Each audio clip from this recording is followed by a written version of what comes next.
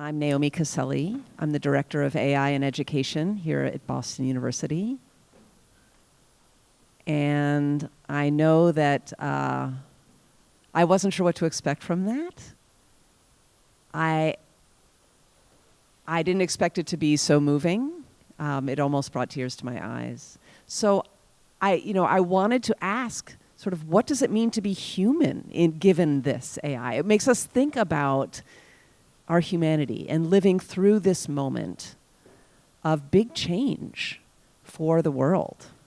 So first, I would love to introduce you to, and here is random actor. We have James Grady and Clay Hopper. And I would love to ask the two of you to introduce yourselves briefly, and then see what you're trying to do with this performance and what you think about this moment that we're living in. Thank you for having us. First of all, thank you very much. My name is Clay Hopper. I'm a senior lecturer in directing at the School of Theatre at the College of Fine Arts. And I'm the co-creator of Random Actor, which is the software program that you just saw used in this performance. I developed it with my collaborator here, James Grady. Hi everyone, thanks for being here. I'm so happy to be able to share this with you. My name is James Grady, I'm an assistant professor. And Clay and I have been working on this project for eight years now, and we're really excited to share this with you and the most recent developments of it, and incorporating AI and showcase the emergence that's coming from what we've been able to create. Yeah, you mentioned what the human has to do with this.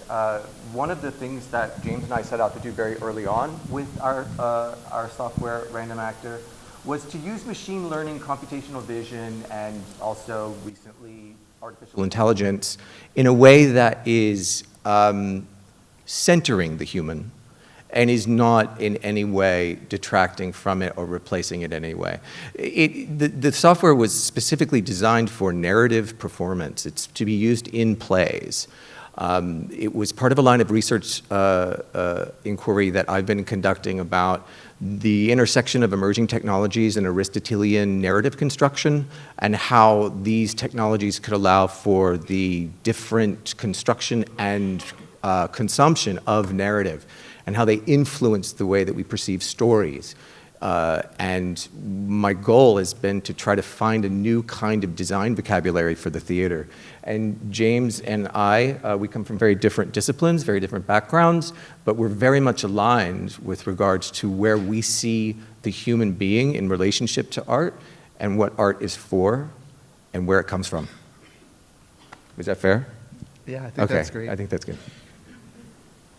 Yeah, so I'm wondering about this and what Random Actor is for, what your goal is and how it deals with the prevailing narratives around AI and in the arts specifically. Do you want to speak to that? Sure. Yeah, I think a big part of this, and sorry if I'm not mic'd up. Yeah, you're good. Okay. Yeah. I think a big part of this is Clay and I coming together, really having sort of interdisciplinary nature within the College of Fine Arts, but also working with people outside of the College of Fine Arts. So converging on these ideas around narrative and aesthetic and storytelling, and then also figuring out these new things that are emerging. That's what we have been really excited about from the beginning, and having performers engage with the software itself, and then us engaging with the performers and modifying things all in real time. So as you saw, live performance can be tricky, so it doesn't always work. And this is all happening in real time. So this isn't, there's things that are queued up, but we really have to allow the emergence of the visual form to come out of it, whether it be the generative work, the sort of understanding what you're seeing first is what we want to do, like a shadow or representation, and then move further and further and try to push this visual language as far as we can. And I think that's that interdisciplinary and convergent thinking that we've had has really helped create what we think is a new vocabulary. Yeah, and I think it's useful to point out that what you guys just saw was not in any way pre-recorded.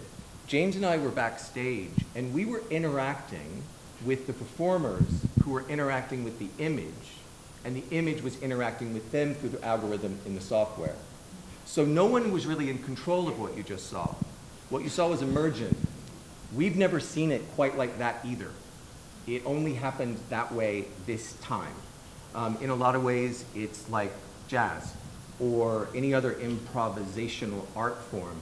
But what I love about it is that it reflects my ethos with regards to theater in general, is that it's about what happens between people. It's about the relationships between people and the interactions of other disciplines in the theater, like design and sound and actor and text and director. What you just saw was an organic manifestation of a series of relationships that we've been developing, and that's really what it is. I'm curious about how you two think about the role of humanity. I mean, I guess maybe we started with that, addressing that, but how do you think about the role of humanity in your work specifically?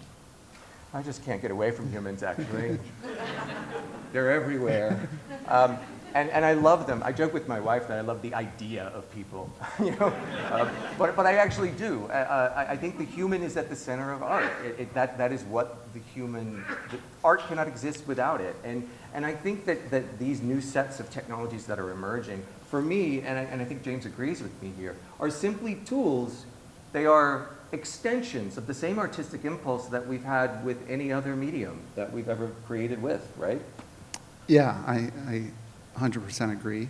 And I think that we are really looking for, from the first time we met and started experimenting with this, to evoke a visceral reaction of wonder and just excitement and, like, you know, I think bringing, if you felt emotional, I think we feel emotional every time we see it. And I think... yeah, James cried a little bit backstage. Yeah.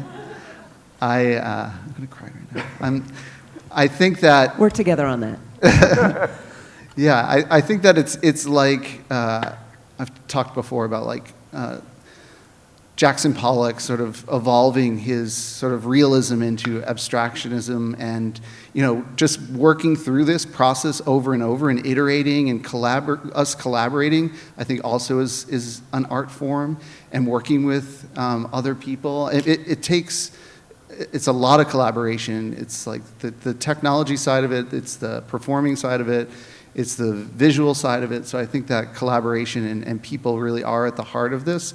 And we also are really interested in getting people to look at art forms in different ways and not just the technology side of it. I think the live performance of art is so important, and having an audience and, you know, seeing something new that isn't just on your phone that you swipe through and are on to the next thing. We really want an experience to happen, and we hope that we can transcend that. And this is the first time, is this on?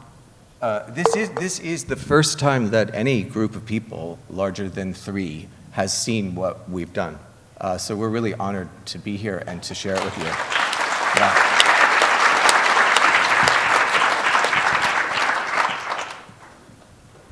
I guess my last question for the two of you is, you know, my role is to think about AI in education. And one thing that keeps coming up over and over again is human creativity and what happens to our potential for creativity in light of AI. And so what do you think the connection is between AI and the creative world?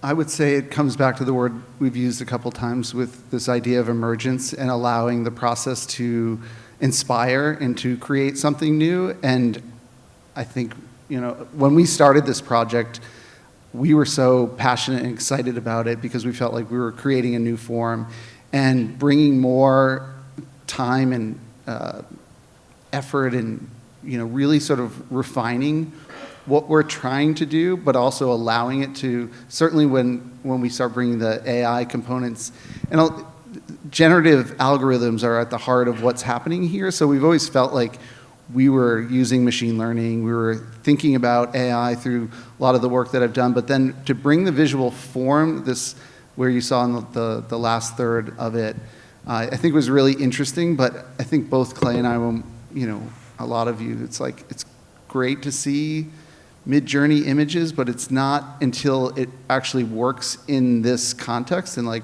really refining that. I think that was our aha moment about it. It was not about just turning a knob on and let's see what an AI fire hose could bring to this project. It was about like, how can we cue these things up?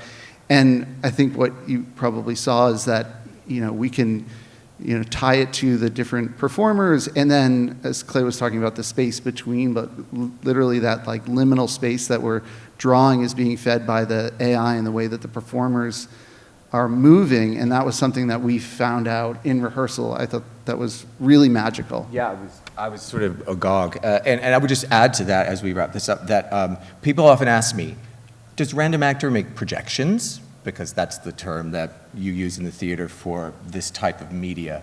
And I always say random actor doesn't create projections. What it does is it creates extensions. They are extensions. These images you see are extensions of the human body, extensions of human emotion and intention. And the performance today that we saw could not have happened without the three human beings that were on stage: Emma, Janie, and Rowan. I don't know if they're still here, but we created this from their physical impulse to make something beautiful, and we just extended that into light and space. And it was a joy, and I want to thank you again. Well, thank you very much. It's an honor to have your work come together for us. So thank you so much for sharing it with us. Thank you.